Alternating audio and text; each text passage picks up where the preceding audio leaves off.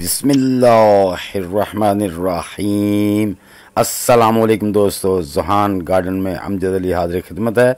तो दोस्तों, सर्दियों की सब्जियां गर्मियों में कैसे उगा सकते हैं, जैसा कि धनिया, पालक, इसको गर्मियों में उगाने का तरीका, फिर हमने गमले या बास्केट जिसमें में लगानी है वो कहाँ पर और किस जगह पर रखना है, या फिर आपको दूसरा तरीका है कि आपने अपने कोरंडर के बीज को या पालक के बीज को कहाँ कहाँ लगाना है ताकि वो आपको गर्मियों में भी उसकी क्रॉप मिल सके।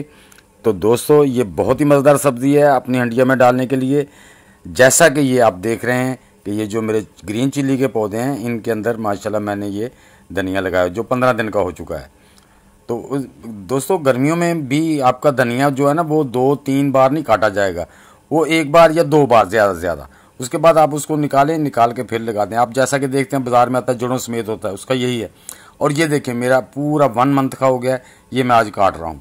आज दोस्तों 17 अप्रैल हो चुकी है। तो ये देखें, ये मेरा धनिया, ये भिंडियाँ लगाई हैं मैंने, उसके अंदर लगा दिया है। भिंडियाँ भी उगाई हैं और ये धनिया भी लगाओ। भिंडियाँ ऊपर निकल जाएंगी, धनिया नीचे रहेगा।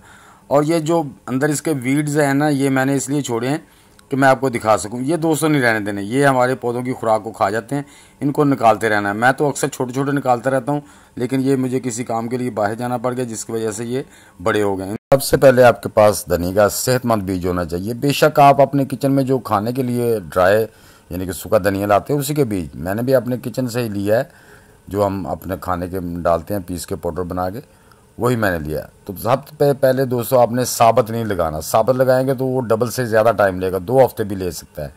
तो अगर आपने इस तरह से तोड़ के बीज को हथेली पे मल लें या ज़मीन पर आके ऊपर किसी प्लेट से उसको दरदरा करें, 2-2 3-3 हिस्सों में कर लें, तो फिर आपका धनिया जो 8 दिन में हाफ टाइम में जर्मिनेट करेगा। इसको इस तरह जब आपने कर लिया तो फिर आपने इसको प्रिपेयर करना है। इसको अपने पानी में डाल देना है 3 से 4 घंटे के लिए।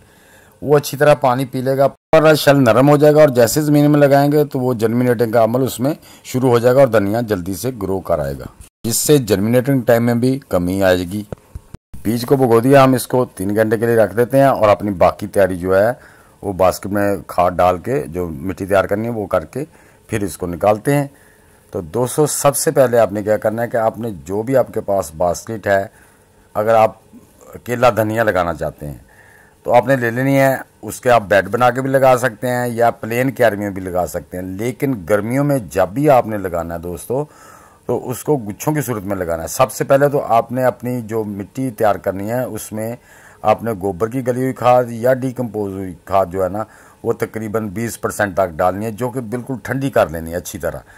क्योंकि गर्मियों में जो गोबर की खाद है या किचन वेस्ट डिकम्पोज्ड है, अगर उसमें थोड़ी सी भी हीट हुई तो आपके पौधे जो सर्दियों वाले उसमें या गर्मियों वाले वो नहीं चल सकते। तो उसमें हीट नहीं होनी चाहिए। अगर आप उसको पानी में डिप करके ठंडा कर ले तो ज़्यादा बेहतर होगा। तो आपने उसको तकरीबन वो 20% तक अपनी मिट्टी में मिक्स करना है। उसके अलावा आपने जो करना है काम इसके लिए कि अपनी जो सब्ज़ी लगानी है ना, जो हमने वो कोरिएंडर लगाना है, ये गर्मियाँ हो या सर्दियाँ, तो गुच्छों की सूरत में लगाना। सर्दियों में आप स्प्रिंकल करके लगा लें, एक एक बीज भी हो तो वो अच्छा रहता है। लेकिन गर्मियों में अगर आप लगाना चाह रहे हैं तो आपने उसे गुच्छों की सूरत में लगाना है, यानी कि उसके 3-3 4-4 बीज एक एक जगह पर लगाने हैं। तो गुच्छों में जो होता है ना वो आपका कोरिएंडर जो है ना ज़्यादा धूप पड़ने से ख़राब नहीं होता जल्दी से। अगर उसमें से एक आधा पौधा मर भी जाता है तो उसमें कोई मुश्किल नहीं है, 1-1 इंच का फासला होना चाहिए। तो आप इसको बेड भी बना सकते हैं। बेड के अलावा आप उसको सीधा ज़मीन पे भी लगा सकते हैं। ये तो यहाँ तक बात होगी। अब दोस्तों, ये देख सकते हैं कि आप इसके अलावा जैसे मैंने मिर्च के पौधे लगाए हैं उसमें मैंने 4 पौधे 4 कोनों में लगा दिए हैं। ये देखें, ये 15 दिन के हो गए, 17 दिन के, 1 अप्रैल को मैंने लगाए थे, 16-17 दिन के हो गए। देखिए माशाल्लाह कितने हेल्दी। इस तरह से आप कद्दू लगा रहे हैं, करेला लगा, उसकी एक बेला ऊपर चली जानी, आप वहाँ पर 3-4 बीज लगा दें। इस तरह से भी आप लगा सकते हैं। तो दोस्तों, हमने बीज को स्टेन करके रख लिया है। तो ये अब इसमें से ताकि पानी जो है ना वो अच्छी तरह ड्राई हो जाए। तो अब दोस्तों, हम अपनी जो बास्केट में हमने बेड बनाया है, बेड की जो दरमियान में हमने वो नाली सी बनाई है उसमें पानी डाल देंगे, ताकि उसका जो पानी का लेवल है ना वो हमें पता चल सके। वैसे तो कोरिएंडर के बीज बड़ी आसानी से जर्मिनेट कर आते हैं, इसमें कोई मुश्किल नहीं है। लेकिन मैं तो फौरी तौर पर कर रहा हूँ दोस्तों। अगर आप ये पानी कुछ घंटे पहले दे दें या शाम को लगाना चाहते हैं तो सुबह के टाइम दे दें, तो शाम तक आपका वो मिट्टी में जो नरम हो जाएगी। उसके बाद आप बीज लगा सकते हैं। मैं बहरहाल फौरी तौर पे लगा रहा हूँ। तो ये आपके सामने मैंने जो पानी दे दिया है। आप भी इस तरह से अपनी क्यारी में पानी दे सकते हैं। आप प्लेन ज़मीन में भी गुच्छों की सूरत में लगा सकते हैं, हाँ जैसे, लेकिन आपका पौधे से पौधे का फासला 1 इंच से 1.5 इंच होना चाहिए।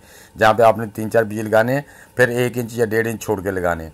उससे क्या होगा कि आपका धनिया हेल्दी होगा, क्योंकि ये सर्दियों की सब्ज़ी है। गर्मियों में इसको थोड़ी स्पेस चाहिए, उससे ये ज़्यादा अच्छे तरीके से आप क्रॉप होगी। तो ये मेरा यानी कि पानी थोड़ा सा ज़मीन जो मिट्टी है वो पी लेती है। उसके बाद हम बीज लगाने का प्रोसेस शुरू करते हैं। तो एक बात याद रखिए, आप कोई भी काम शुरू करते हैं या आप गार्डन का काम करते हैं, उसमें मेहनत तो होती है। आपने अगर कोई बगैर मौसम की सब्ज़ी उगानी है तो उस पर थोड़ी सी ज़्यादा मेहनत होती है। तो ये मेहनत तो करनी पड़ती है, मेहनत के बगैर आप कुछ भी हासिल नहीं कर सकते। मेहनत करना ज़रूरी है, ख़ासकर ऑर्गेनिक गार्डनिंग में। तो दोस्तों ये देखिए, मैं अब इस तरह से आपने भी निशान लगा लेने हैं 1-1 इंच 1.5 इंच के फासले पर ऐसे। इसलिए मैंने कहा कि जब आप सुबह के टाइम पानी देंगे तो फिर मिट्टी आपके हाथों को नहीं चिपकेगी, या एक दिन पहले पानी लगा दें तो आपके हाथों को मिट्टी नहीं लगेगी। हाँ, ये वैसे जेल वाली मिट्टी नहीं है, बालू मिट्टी है, लेकिन फिर भी पानी की नमी होने की वजह से हाथ को चिपक रही है। तो अगर आप ये सुबह के टाइम लगा देते हैं तो आपके हाथों को नहीं चिपकेगी। तो इस तरह से आपने पहले होल कर लेने हैं। अगर आप चाहते हैं कि आपके पास बीज बच गए हैं, आप दरमियान में, नाली के दरमियान भी लगाना चाहते हैं तो लगा दें, कोई मसला नहीं है। धनिया माशाल्लाह हर जगह आराम से ग्रो कर आता है, जर्मिनेट हो जाता है।